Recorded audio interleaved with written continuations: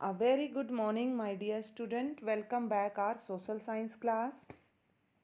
I hope you all are fine and fit. Student, in this class, we will study chapter number 6 from your geography book. We will read chapter number 6 from your geography book, and chapter name is Major Landform of Earth. Chapter name is major landform earth. सबसे पहले जो है वो student हम chapter का जो name है उसे क्लियर कर लेते हैं कि what is the meaning of chapter name. The major landform of earth यानी कि लैंड की जो मेजर यानी कि मेन इम्पोर्टेंट, जो लैंड की जो इम्पोर्टेंट फॉर्म है, अर्थ की जो इम्पोर्टेंट लैंड फॉर्म है उनके बारे में हमें जानना है। मेजर यानी कि मेन एंड लैंडफॉर्म यानी कि अर्थ के ऊपर जो मेजर लैंडफॉर्म है हमें उनके बारे में स्टडी करना है। अब आप लोग सोचते हो लैंडफॉर्म कौन सी होती हैं? Student, you can see this diagram. इस डायग्राम के अंदर आप अलग अलग लैंडफॉर्म को देख सकते हैं। ये जो ब्राउन कलर के दिख रहे हैं ये क्या है? माउंटेन्स। ब्राउन कलर में क्या है? माउंटेन्स। तो ये लैंडफॉर्म का जो है वो ऊपर का जो एलिवेशन वाला हिस्सा है, ऊपर की हाइट की ओर उठा हुआ हिस्सा है। और इसके बाद आप जो है ये ग्रीन एरिया देख सकते हो, इसे क्या बोला जाता है? प्लेन। ये जो ऊपर का उठा हुआ हिस्सा कौन सा हो गया? ब्राउन कलर में माउंटेन। जो ऊपर की ओर उठे हुए रहते हैं उन्हें माउंटेन बोला जाता है लैंडफॉर्म को। और जो ये ग्रीन यानी कि बिल्कुल प्लेन, यहाँ पर कोई ऊंचाई नहीं है, बिल्कुल प्लेन एरिया है, उसे क्या बोला जाता है? प्लेन। इसी तरह से यहाँ पर ये जो है वो बीच बीच में ये रिवर्स दी हुई हैं। ये ब्लू कलर दिख रहा है आपको, ये क्या है? ये वाटर एरिया है। और माउंटेन के ऊपर ये वाइट कलर भी दिखाई दे रहा है, ये क्या है? ग्लेशियर्स हैं। आइस जो है वो माउंटेन्स के ऊपर होती है और उसे हम क्या बोलते हैं? ग्लेशियर्स। क्लियर? और इसके बाद ये येलो कलर में आपको जो दिखाई दे रहा है इन्हें बोलते हैं हम प्लेट्यूस। जो येलो कलर में है उसे क्या बोला जाता है? प्लेट्यूस। प्लेट्यू जो है वो ऊंचाई पर होते हैं, लेकिन ये माउंटेन्स की तरह इनकी हाई पीक नहीं होती। Clear student?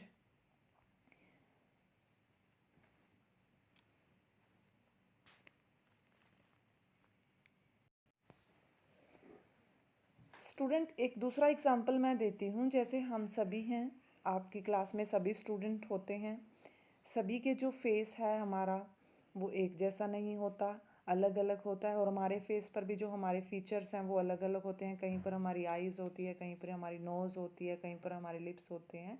तो इसी तरह से हमारी जो अर्थ है उसकी भी डिफरेंट लैंडफॉर्म है। कहीं पर उसके अर्थ पर जो है वो ऊंचाई पर क्या बने हुए हैं? माउंटेन्स बने हुए हैं।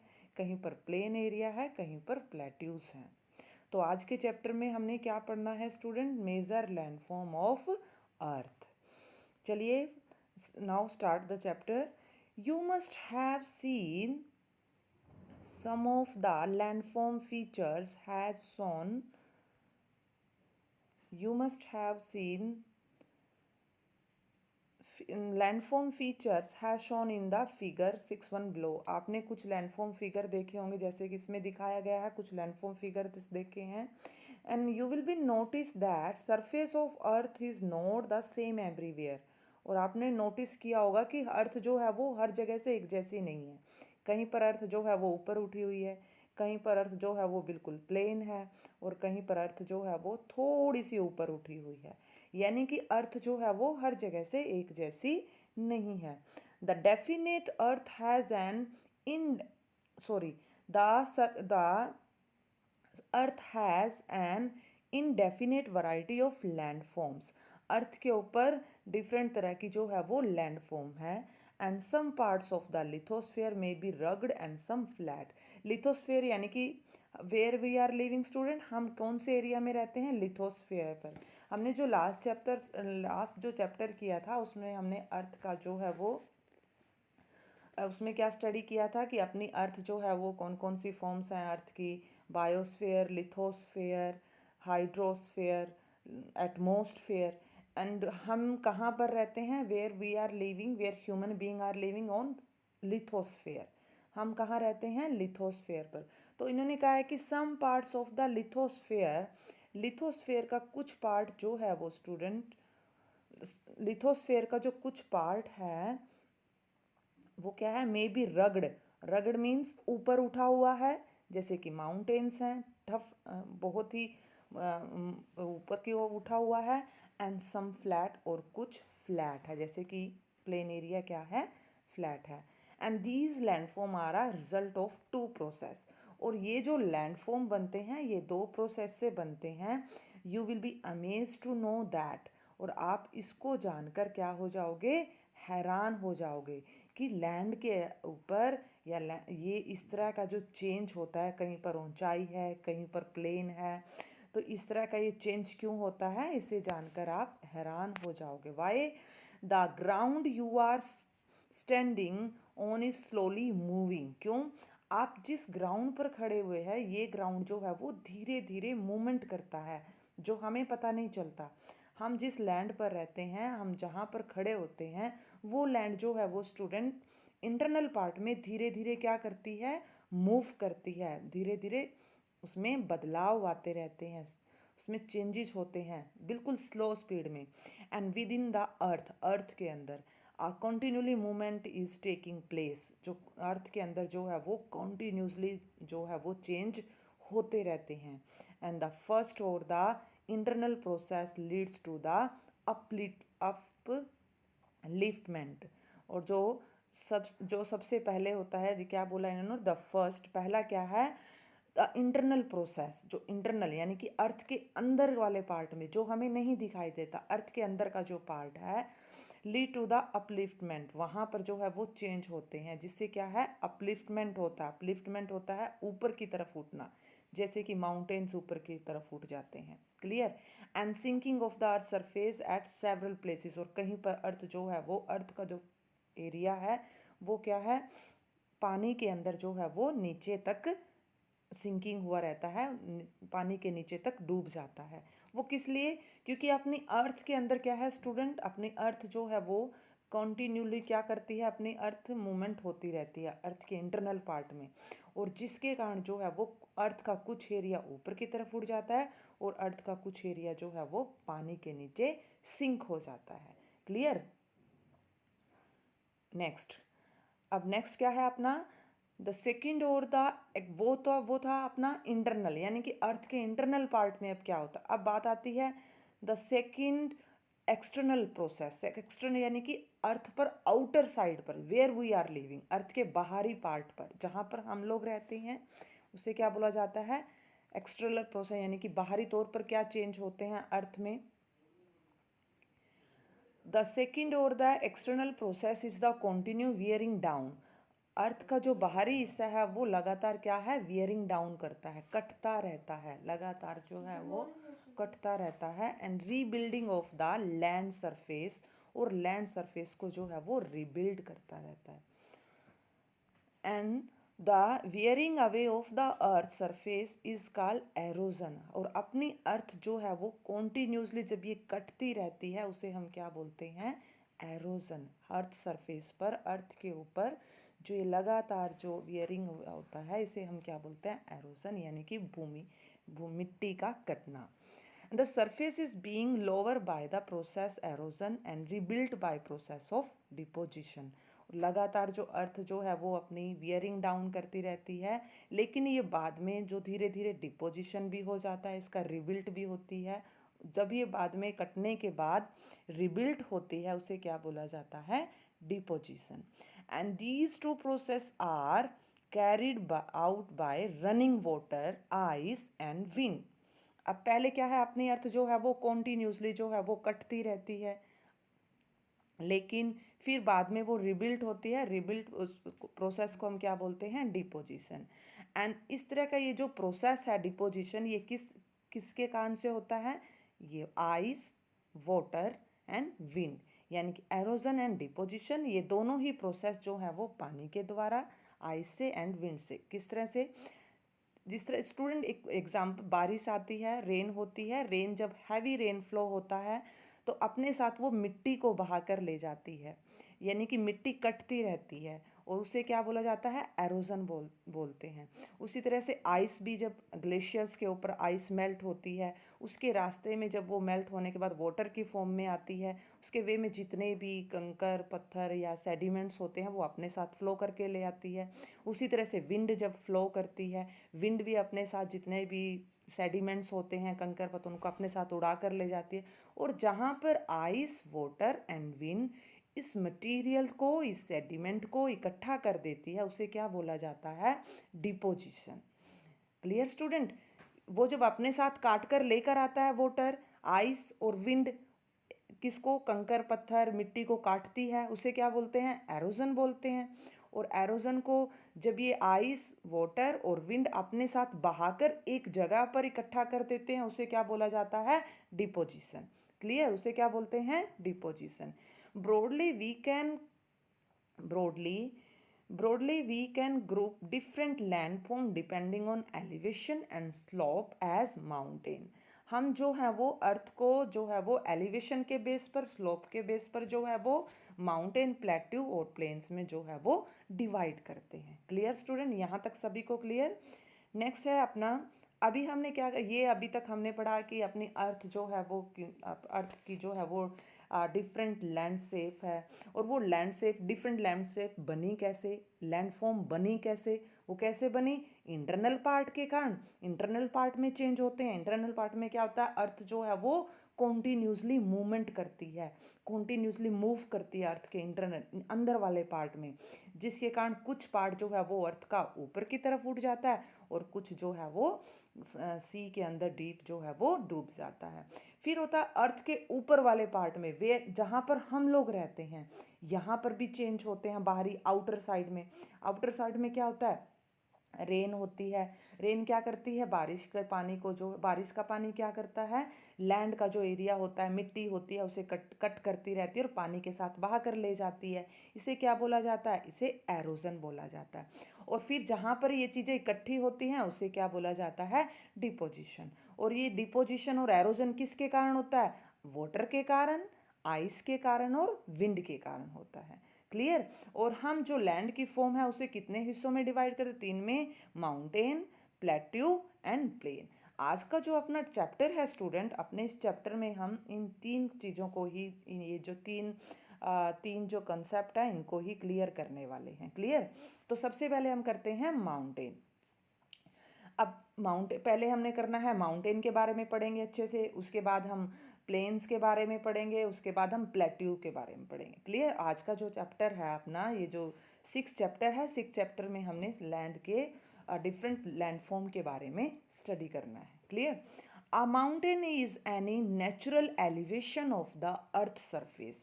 माउंटेन क्या है, अर्थ सरफेस पर एक नेचुरल एलिवेशन है।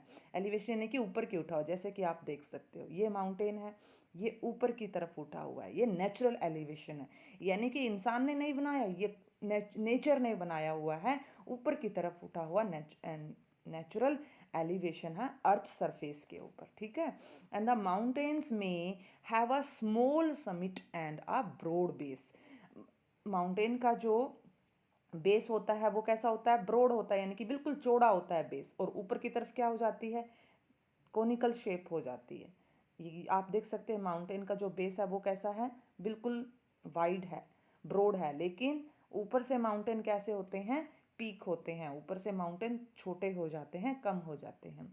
And it is considerably higher than the surrounding area. और ये जो अपने आसपास का जो एरिया होता है, माउंटेन अपने आसपास के एरिया से ऊपर की ओर उठते चले जाते हैं। जैसे कि आपने देखा होगा, अगर आप कहीं घूमने गए हो तो माउंटेन जो है वो ऊपर से, नीचे से तो बहुत चौड़े होते हैं और ऊपर से बहुत कोनिकल शेप में आ जाते हैं, और अपने आसपास के एरिया से ये ऊपर उठ जाते हैं। It is considerably higher than the surrounding area. Surrounding area से हाई हो जाते हैं, ऊपर उठ जाते हैं। And the mountain are even higher than the cloud. और कई बार तो माउंटेन जो है वो क्लाउड से भी हाई हो जाते हैं, क्लाउड्स, बादलों से भी ऊपर। As you go higher the climatic become colder. और जैसे जैसे स्टूडेंट हम ऊपर की तरफ जाते हैं, माउंटेन्स पर जाते हैं, ऊंचाई पर जाते हैं, क्लाइमेट जो है वो क्या हो जाता है, कूल हो जाता है। क्लाइमेट कैसा हो जाता है, ठंडा हो जाता है। जैसे कि आप कभी अपने पेरेंट्स के साथ घूमने गए हो माउंटेन एरिया में, हम अपने प्लेन एरिया में रहते हैं, यहाँ पर हमें गर्मी लगती है, लेकिन अगर हम माउंटेन एरिया में जाते हैं वहाँ पर जो है वो क्लाइमेट कैसा हो जाता है, ठंडा हो जाता है, वहाँ पर आइस जो है वो जमी रहती है। In some mountains there are permanently frozen rivers of ice. कुछ माउंटेन पर तो क्या होता है स्टूडेंट, परमानेंटली क्या है, फ्रोजन आइस रिवर्स होती हैं आइस की, यानी कि बर्फ़ की आइस की जो है वो नदियाँ होती हैं, जमी हुई नदियाँ। जैसे कि मैंने तुम्हें जो डायग्राम था अपना पहले वाला उसमें दिखाया था कि कुछ माउंटेन पे ये देखिए, ये जो माउंटेन है, ये कुछ माउंटेन पर क्या है, ये ये क्या है, ये आइस रिवर्स हैं माउंटेन्स के ऊपर, क्या है, ये आइस रिवर्स हैं, और दे आर कॉल्ड ग्लेशियर। इन्हें फिर क्या बोलते हैं हम, ग्लेशियर्स बोलते हैं। There are some mountains you can not see, you can not see as they are under the sea. और कुछ माउंटेन जितने हमें ऊपर दिखाई देते हैं इतने ही क्या हैं, वो सी के अंदर भी होते हैं जो हमें दिखाई नहीं देते। And because of harsh climate, less people live in the mountain area. Since the slopes are steep, less and is available for farming. अब माउंटेन जो है वो खड़ी ढलान होती हैं, ऊंचाई पर होते हैं, इन पर चढ़ना भी मुश्किल होता है, लैंड जो है वो प्लेन नहीं होती। तो माउंटेन पर क्या है कि क्लाइमेटिक कंडीशन कैसी है, वो हार्श है, यानी कि वहाँ पर जीना बहुत मुश्किल है, हार्श क्लाइमेटिक कंडीशन है, मुश्किल कंडीशन है, वहाँ पे लोगों को पहले चढ़ना पड़ता है, लैंड सरफेस नहीं है, तो क्या है वहाँ पर बहुत कम लोग रहते हैं। माउंटेन एरिया में लोग जो है वो बहुत कम रहते हैं। Since the slope are steep, क्यों, क्योंकि खड़ी ढलानें होती हैं, लोगों को यहाँ पर चढ़ना आना जाना बहुत मुश्किल होता है। और दूसरा, यहाँ पर फार्मिंग के लिए भी लैंड नहीं होती, बहुत ही कम लैंड होती है फार्मिंग के लिए, बहुत ही कहीं कहीं पर फ्लैट लैंड होती है, तो जिसके कारण जो है वो माउंटेन पर जो लाइफ जो है वो मुश्किल होती है, और बहुत कम लोग जो है वो माउंटेन पर रहते हैं। Clear student. Next, mountains may be arrange in a line known as range. कई माउंटेन जो है वो स्टूडेंट लाइन में होते हैं, जिन्हें हम क्या बोलते हैं, रेंज। जैसे कि मैं आपको एग्जांपल दिखाती हूँ, इस तरह से लाइन में होते हैं माउंटेन, इस तरह से लाइंस में बने होते हैं, तो इन्हें क्या बोला जाता है, रेंज बोला जाता है। क्लियर। माउंटेन किस तरह से बने होते हैं, आपने कभी देखा भी हो, इस तरह से लाइन में बने होते हैं माउंटेन्स, तो इन्हें क्या बोला जाता है, रेंज बोला जाता है। Clear. Many mountain system consist of a series parallel ranges extending over 100 kilometre. और कई माउंटेन की जो एक सीरीज होती है जो एक दूसरे के पैरेलल चलती है। माउंटेन, सबसे पहले तो माउंटेन ऐसे रेंज ऐसे लाइन में होते हैं, जिन्हें हम क्या बोलते हैं, रेंज बोलते हैं। और बहुत सारे माउंटेन जो है वो सीरीज में होते हैं, और पैरेलल इनकी क्या होती है, रेंजेस होती हैं एक दूसरे के पैरेलल। ये देखिए, ये एक पहला जो रेंज है ये होगी, इसके साथ दूसरी रेंज ये हो गई, और तीसरी रेंज ये हो गई, यानी कि ये जो है वो एक दूसरे के पैरेलल चलते हैं और सीरीज में होते हैं, और 100 किलोमीटर तक ये फैले हुए होते हैं, 100 किलोमीटर तक ये एक्सटेंड होते हैं। क्लियर। क्या बोला है इन्होंने कि माउंटेन जो है वो पैरेलल क्या होते हैं, रेंज में होते हैं। कैसे रेंज होती है इनकी, ऐसे, और ये इनकी जो सीरीज होती है एक दूसरे के पैरेलल होती है, और ये कई 100 किलोमीटर तक जो है वो ये क्या होते हैं, एक्सटेंड होते हैं।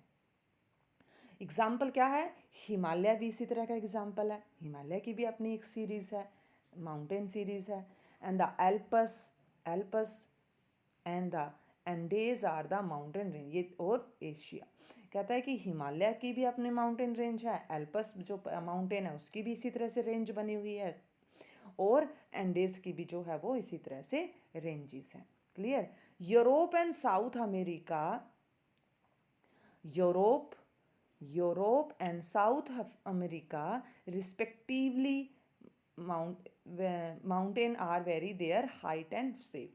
जिस तरह से एशिया के अंदर है कौन से, हिमालय में, और एल्पस एंड एंडेज, इसी तरह से यूरोप और साउथ अफ्रीका में भी जो है वो इंडिया की तरह ही क्या है, माउंटेन रेंजेस है। क्लियर। एल्पस और एंडेज का है यूरोप एंड अमेरिका के अंदर भी इसी तरह से बनी हुई हैं, जैसे कि हिमालय में है, ये इंडिया के अंदर, एशिया के अंदर हिमालय है। Clear. And mountains very in their height and shape. Mountain जो है वो शेप में और हाइट में बहुत ज़्यादा बड़े होते हैं। There are three type of mountain. यहाँ पर 3 तरह के माउंटेन्स होते हैं। पहला कौन सा है? Fold mountain. 3 तरह के माउंटेन्स होते हैं student, fold mountain, second block mountain and third is volcanic mountain. कितने तरह के माउंटेन्स होते हैं? 3 तरह के, fold mountain, block mountains and the volcanic mountains. The Himalayan mountains and the Alps are young fold mountain with rugged relief and high conical peak। जो Himalaya mountain है और एल्पस माउंटेन है, ये यंग फोल्ड माउंटेन के example हैं। Himalaya mountain और Alps mountain क्या है? यंग फोल्ड माउंटेन बोले जाते हैं। And rugged relief and high conical shape. क्यों? क्योंकि इनका जो बेस होता है वो रगड़ होता है, बहुत ही उबड़ खाबड़ होता है और हाई कोनिकल शेप होती है। इनकी शेप कैसी होती है? कोनिकल शेप में, इस तरह से होती है इनकी shape. Clear? And the Aravalli range in India is one of the oldest mountain. और इंडिया में जो अरावली रेंज है, अरावली माउंटेन की जो रेंज है वो ओल्ड फोल्ड माउंटेन है। वो कौन से हैं? Old fold mountain in the world में ओल्ड फोल्ड माउंटेन का एक एग्जाम्पल है। And the range has considerably worn down due to process of the erosion। और ये चेंज क्यों होता है? लगातार जो है वो एरोजन हो रहा है, जिसके कारण ये इस तरह का चेंज हो रहा है। The Appalachians in North America, Appalachian in North America and Ural Mountain in the Russia have rounded figures and low elevation। Alpa chain in north America के अंदर जो अल्पा चेन है, अपला चेन है, और अर्ल माउंटेन जो रशिया के अंदर है, रशिया में जो है वो अर्ल माउंटेन और Appalachian in North Africa में है। ये क्या किसका एग्जाम्पल है? They are old fold mountain. इन्हें क्या बोला जाता है? ओल्ड फोल्ड माउंटेन बोला जाता है। क्यों? क्योंकि इनका जो फीचर है वो क्या है? राउंड शेप में है और लो एलिवेशन है। इनकी जो ऊंचाई है, ये जो एलिवेशन है ये लो है और ये थोड़ा राउंड शेप में है। क्लियर?